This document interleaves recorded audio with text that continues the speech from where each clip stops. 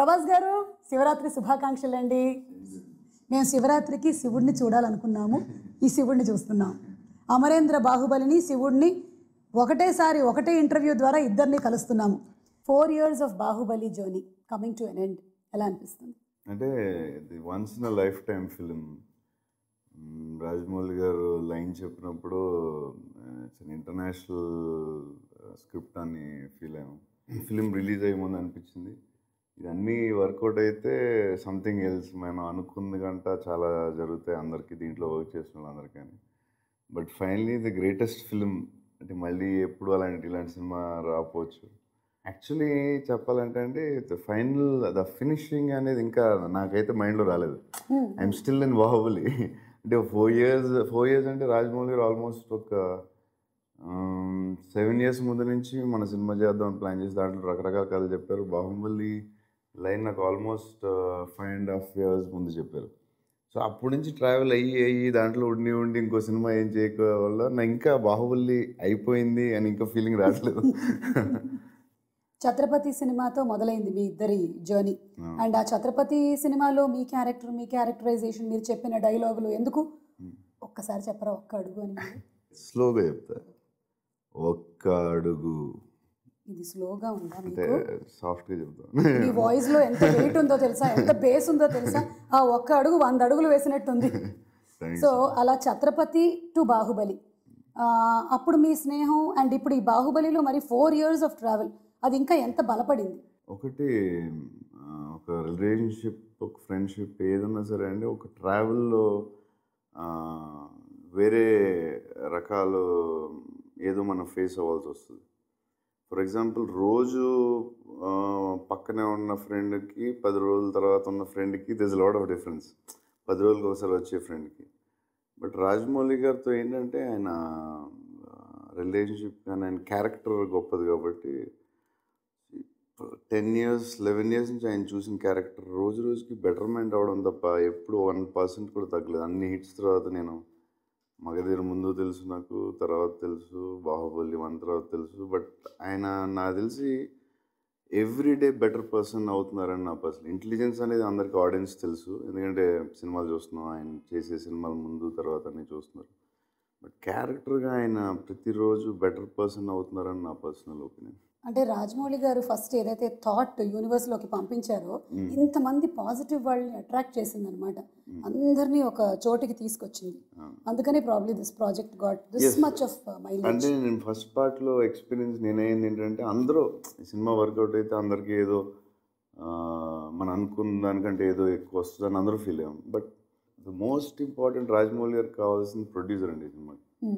So the producer అనేది చెప్పాలంటే extraordinary producer దొరకడం వల్ల దిస్ ఇస్ బాహుబలి. ఇది ఇన్ని కంట్రీస్లో కానీ ఇన్ని నేషనల్ సినిమా అవడానికి విజన్ ఉంది కానీ, బట్ దాన్ని సపోర్ట్ చేసింది ఒక బ్యాక్ బోన్లో it is the producer. Cinema start అయ్యాక ఎంత అవుతుందో ఏమవుద్దో అని దిగేదాకా తెలియదు. అట్లీస్ట్ పార్ట్ 2 కొంచెం పర్వాలేదు, ఎందుకంటే ఇలాంటి సినిమా ముందు చేయలేదు. బట్ ఇప్పుడు అసలు ఆయన ఫేస్లో కోపం చూడలేదు, టెన్షన్ చూడలేదు. టెన్షన్ ఉండుంటుంది డెఫినెట్గా, it's not a joke. Too much of risk, almost తల తాకిడి పెట్టినట్టే కదా. అసలు ఆయన గ్రేట్ ప్రొడ్యూసర్. అందరూ సెట్ బాయ్ లైట్ అందరూ ఏదో అద్భుతం చేస్తుంది, మనం ఈ అద్భుతంలో ఉన్నాం అనేది everybody used to feel in the first part. Finally cinema audience చెప్పేదాకా తెలియదు ఏ సినిమా అన్నా ఎంత గొప్పవాళ్ళైనా, బట్ ఆ ఫీల్ ఉండేది, గొప్ప సినిమాలో ఏదో ఉన్నాం మనం, we want to be part of it అనేది ఫస్ట్ పార్ట్లో అందరికీ ఉంది. మొత్తం టీం అందరికీ ఒక్కొక్క రోజు 700 people, ఒక్కొక్క రోజు 1000 మంది షూటింగ్లో, ఒక్కొక్క రోజు 2,000 మంది. బట్ ఎవ్రీబడి బాహుబలిలో ఉన్నాం అనే ఫీలింగ్ బిఫోర్ ఫస్ట్ పార్ట్లోనే ఉండేది చాలామందికి. అది అందరికీ అండ్ ఈ సినిమా ఆడాలని పాజిటివ్గా ఫీల్ అవ్వడం అందరికీ హెల్ప్ అయ్యి ఉంటుంది డెఫినెట్గా.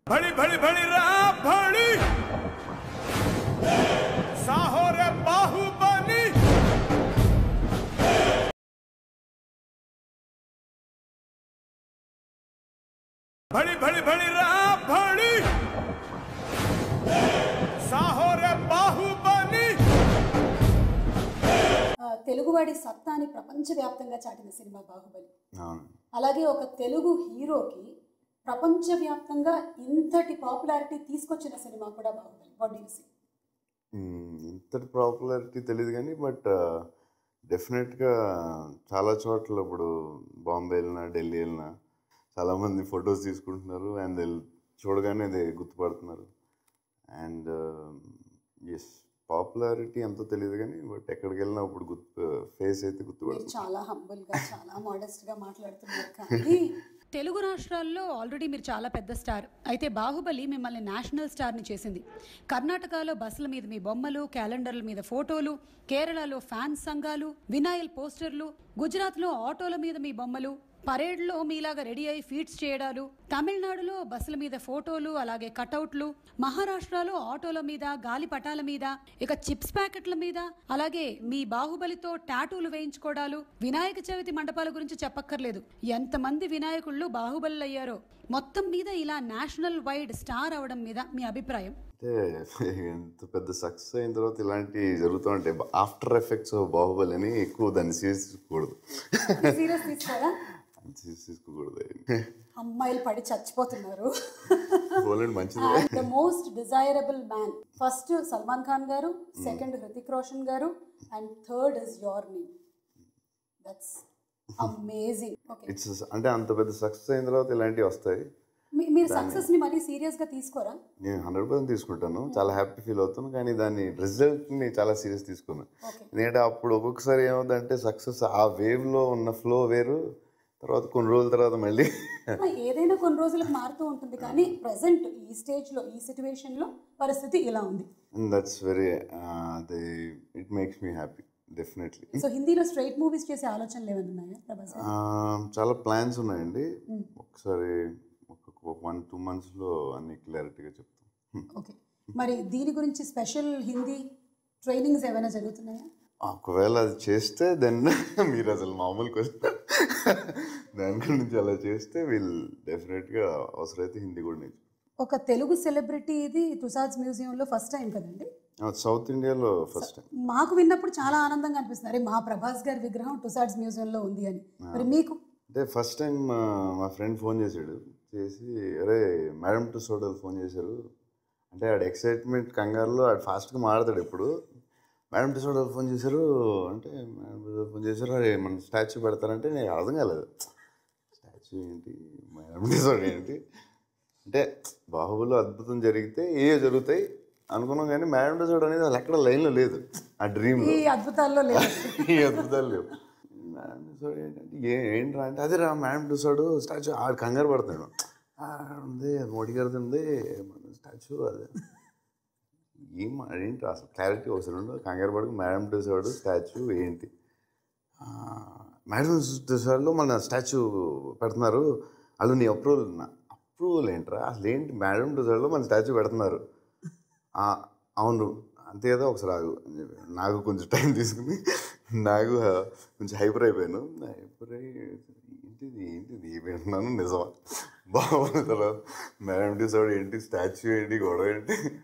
ఇప్పుడు బాహుబలి షూటింగ్లో ఉన్నాం, రాజమౌళి గారు కార్తిక్ రాజమౌళి గారు అబ్బాయికి వల్లి గారు పిలిచి మీరు అర్జెంట్కి రమ్మనండి. ఏంటి మళ్ళీ ఏంటి ఇంటి అని చెప్పి వల్లి గారు మళ్ళీ ఏదో చెప్తాడు ఇడోనని ఒకసారి రండి బాబు ఒకసారి క్యారవాన్కి అంటే రాజమౌళి చెప్పా, ఇది మేడం టుసాడ్ మన దాంట్లో మన స్టాచ్యూ పెడతా అంటున్నారు.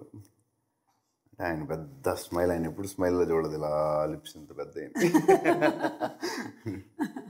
సో అది దానికి ఒక హాఫ్ డే 1 day పట్టింది, తర్వాత మళ్ళీ ఓకే నార్మల్.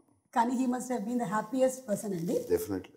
అంటే ఒక సూపర్ హీరోలు అది అమెరికా అంటే క్యాప్టెన్ అమెరికా ఈ స్పైడర్ మ్యాన్ అన్నీ ఉండగా మన బాహుబలి ఉంటుందంటే డైరెక్టర్ అది వ్యాక్స్ వ్యాక్స్ స్టాచ్యూ స్టాచ్యూ. కదండి? ఇట్స్ వ్యాక్స్ మీ విగ్రహానికి కొంచెం వ్యాక్స్ ఎక్కువ పడుతుంది కదా, హైట్ ఎక్కువ కదా విగ్రహం. కొలతలే తీసుకుని వెళ్ళారు, మరి వాళ్ళకి ఎంత పడుతుందో, మన అయితే డబ్బులు అడగట్లేదు ప్రాబ్లం. ఓకే, సంవత్సరంన్నర నుంచి మేము వెయిట్ చేస్తూ ఉన్నాం బాహుబలి ద కన్క్లూజన్ కోసం. ఆ క్వశ్చన్ మీకు తెలుసుగా క్వశ్చన్ ఏంటో? ఎంతమంది అడుగుంటారు మిమ్మల్ని? చాలామంది అడిగారు. ఒకసారి ఇలా అడిగితే అది పార్ట్ 3లో వస్తుందని చెప్పాను, గుండె అయిపోయింది అడిగి, గుండె అయిపోయినంత పని అయింది. వెళ్ళే జోకు పార్ట్ 2లో చెప్తామని చెప్పాను, లేకపోతే ఏం చెప్పాలి ఆన్సర్ అని. ఇక పాటలండి. కీరవాణి గారు అద్భుతమైన సంగీతాన్ని ఇచ్చారు. First every song is unique. Baahubali the conclusion లో సాంగ్స్ లో నా పర్సనల్ ఫీలింగ్ అయితే ఫస్ట్ పార్ట్ కంటే చాలా బెటర్ ఉంటాయి నా సెకండ్ పార్ట్ సాంగ్స్. చాలా అంటే ఏమో నేనైతే విన్న సాంగ్స్ అన్నిటిలో నాకు ఫస్ట్ పార్ట్లో చాలా బాగున్నాయి, చాలా ఎక్స్ట్రాడినరీ నచ్చినాయి. కొన్ని విజువల్తో ఇంకా బాగున్నాయి. కానీ సెకండ్ పార్ట్లో అసలు విజువల్ చూడలేదు, ఏం చూడలేదు. కానీ వినగానే అన్ని సాంగ్లు నాకు జుమ్ అనిపించినాయి ఎందుకో. बड़ी बड़ी बड़ी रा बड़ी साहो रे बाहुबली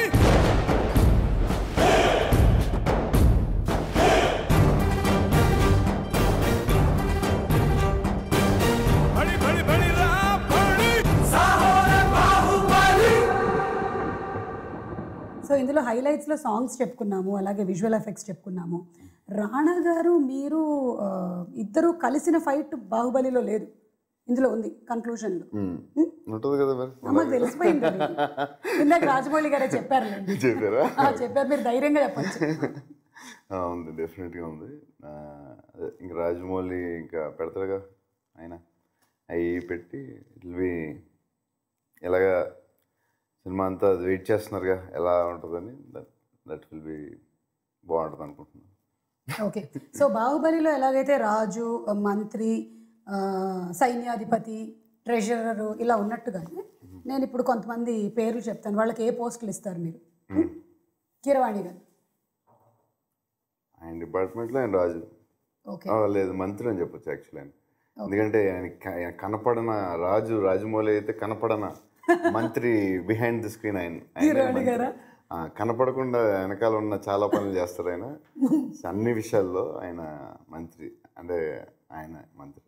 రాజమౌళి గారు Raj king, he's the king. King పేర్లోనే ఉంది కదా. Is the star maker, he's everything. He created brand in the world cinema.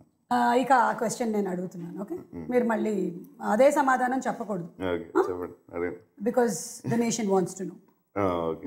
ఇప్పుడు మొన్నటి వరకు ఏంటంటే బాహుబలి ముందు వరకు ఓన్లీ టాలీవుడ్ వాళ్ళు మాత్రమే అడిగేవాళ్ళు. ఇప్పుడు బాలీవుడ్ వాళ్ళు అడుగుతున్నారు, హాలీవుడ్ వాళ్ళు అడుగుతున్నారు, చైనా వాళ్ళని ఏమంటారు, చాలీవుడ్ వాళ్ళు కూడా అడుగుతున్నారు. కాదు, ఎందుకు మీరు పెళ్లి టాపిక్ కంటే కొంచెం దాన్ని వెనక్కి నెడుతున్నారు? పెళ్లి చేసుకున్న వాళ్ళు ఎవరినైనా చూసి మీరు భయపడ్డారా? లేదు లేదు, అలాంటిది ఏం లేదు. ఏంటో దానికి కరెక్ట్ ఆన్సర్ లేదు. ఒకవేళ వచ్చినప్పుడు డైరెక్ట్గా టడాంగ్ అని టీవీలో పేపర్లో మీకు వస్తుంది. ఏమొస్తుందో తెలుసా? మిస్సెస్ బాహుబలి అని వస్తుంది. చూద్దాం. సో దానికి ఇంకా ఆన్సర్ జస్ట్ అట్లాగే అంతే. ఇక శివరాత్రి కాబట్టి జాగారం గురించి చెప్పండి. మీరు ఏమైనా జాగారం శివరాత్రికి చేస్తారా? నేను ఎప్పుడో అప్పుడప్పుడు చేశాను. అవునా? సరే 2 సార్లు చేశాను అంతే. మా నాన్నగారు భయంకరమైన శివభక్తుడు. ఎవ్రీ ఫిల్మ్ ముందు అక్కడ శ్రీశైలం వెళ్ళి రీల్ పెట్టడం మేము చాలాసార్లు వెళ్ళాం. మా నాన్నగారు చాలా పెద్ద శివభక్తుడు. సో ప్రేక్షకులందరికీ ఒకసారి శివరాత్రి శుభాకాంక్షలు చెప్తే ఈ ఇంటర్వ్యూని మనం జయప్రదంగా ముగించేద్దాం.